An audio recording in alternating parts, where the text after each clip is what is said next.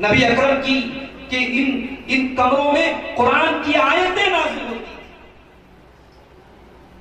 ये वो घर थे जिस घर से रातों में जनाब मोहम्मद रसूलुल्लाह की सिस्कियां पूजा करती थी। इस घर में अल्लाह के नबी और आपकी बीवियां कुरान की तिलावत किया करते थे। इस घर में दीन की बातें सिखाई जाती थी।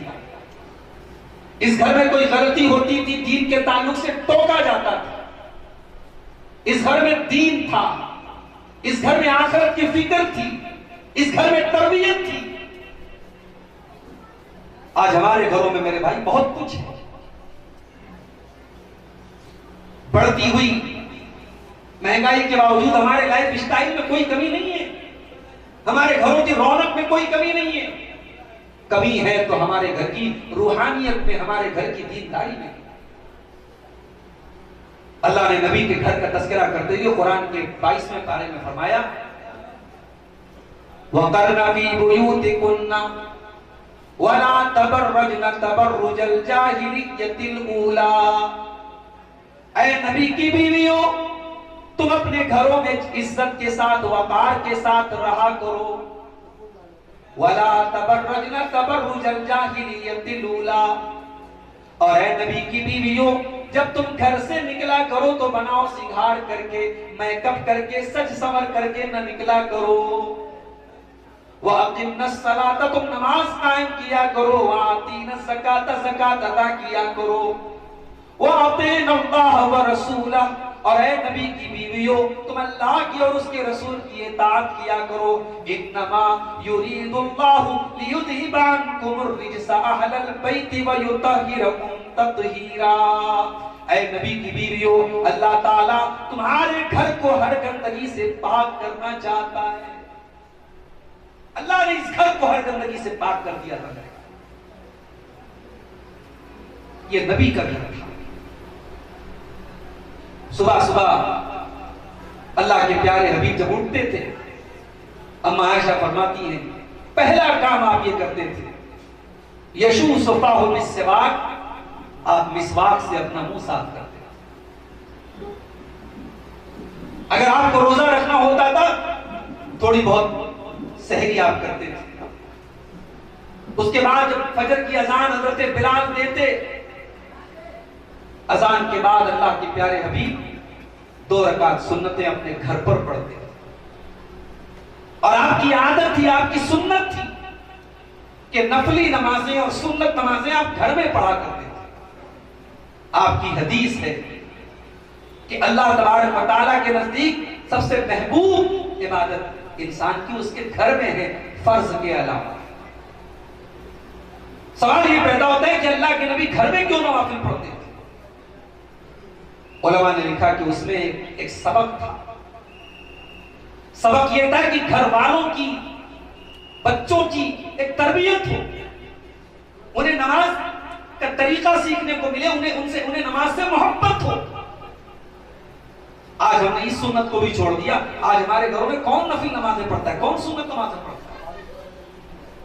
ये 2 रकात सुन्नत नमाजें अल्लाह के नबी फजर की घर में पढ़ते। उसके बाद आप दाहिनी करवट थोड़ी देर लेटे रहते थे, जमीन पे लेटे रहते थे। हजरत बिलाल आते, इकामत का वक्त है, अल्लाह के रसूल आप मस्जिद में जाते, लोगों को फजर की नमाज पढ़ाते। फजर की नमाज पढ़ाने के बाद अल्लाह के नबी का मामूल था, सहाबा किराम के अहवाल दरियाफ्त करते। बाद सहाबा अगर कोई ख्वाब उन्होंने देखा होता, वो अपना ख्वाब अल्लाह के नबी को बयान करते। आप उनके ख्वाब की ताबीरें, उनके ख्वाब का मतलब भी उनको बयान करते। फिर दिन भर अल्लाह के नबी सल्लल्लाहु अलैहि वसल्लम अपनी दावती मसरूफियात में, अपने दीन के ताल्लुक से जो आपकी एक्टिविटीज थी, उसमें आप मसरूफ रहे। और रात में जब आप घर आते, घर में आप जितनी देर रहते, अपनी घरवाली, जिस बीवी की आपकी बारी होती है, उस बीवी के घरेलू कामों में अल्लाह के नबी उनकी मदद करते, उनका सपोर्ट करते। अम्मा आयशा से पूछा गया, अल्लाह के नबी जब घर में होते थे तो क्या करते थे? फरमाया, यकूनु फी मेहनत अहलिही, अल्लाह के प्यारे हबीब जब अपने घर में रहते थे, अपने घर वालों के काम आया करते थे। हमारे यहाँ साहब ये मर्द की मर्दानगी के खिलाफ बात है। घरेलू कामों में ये काम औरत का है, हम क्यों काम में हाथ बटाएं, हम क्यों ये काम करें।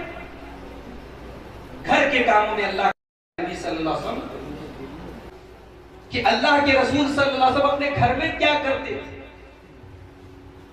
फरमाया काना यफली तौबहू, अगर आपके कपड़े में कोई चीज लग जाती थी आप खुद साफ करते थे। वह यहलुबु शातहू, अपनी बकरी का दूध आप खुद धो लेते थे।